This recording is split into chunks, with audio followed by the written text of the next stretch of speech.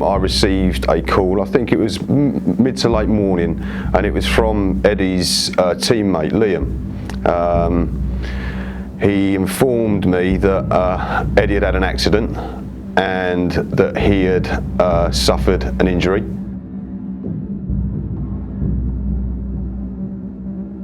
He informed me that it was an electric, that the ambulance were en route, that he was possibly going to go to hospital because it looked quite bad, and I said, look, let's just deal with Eddie, get the paramedics there, and then we'll start, you know, going to site and having a look and seeing what's happened. But the most important thing is Eddie and his health right now. For me personally, yeah, I was scared. I was pretty worried. We got a telephone call from a supervisor to say that Eddie had a cable strike. The first thing that runs through your mind is, you know, is Eddie okay? And then you start thinking about his children, because we knew we had a young family and a wife and things, and having children myself, that was my concern for Eddie. You know, is he going to come back to this? Is he going to work again? So it was quite hard. As a team, we all took it quite badly. Sorry. It's just thinking about it as well. It just brings back memories. So, sorry. And when the arc flash hit me, that happened ever so fast, and then everything else happened. It sort of went in slow motion. It was just these thoughts running through my head. The main one was obviously my little boy, but also obviously family, my job. Also worried about the physical injuries.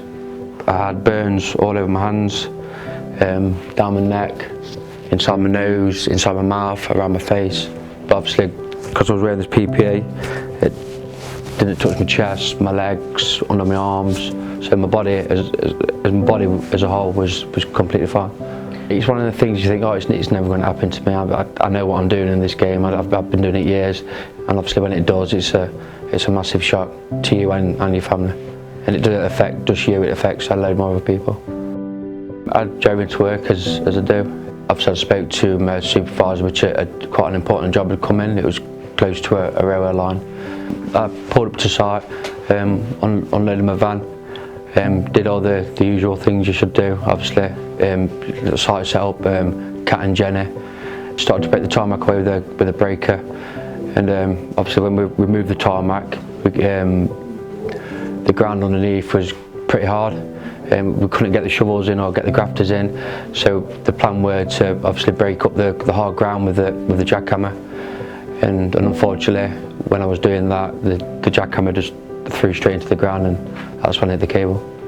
You know, we go to work, we expect to go home. That lad didn't. He nearly never went home. But I've seen the clothing that he had on that day, and you know, we need to get it out there that it's not about money.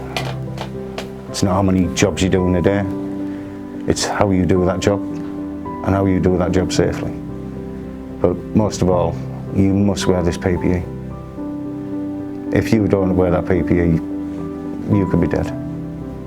Just one cable strike. Every day I'm sending these guys to go out to work in what is a high-risk job.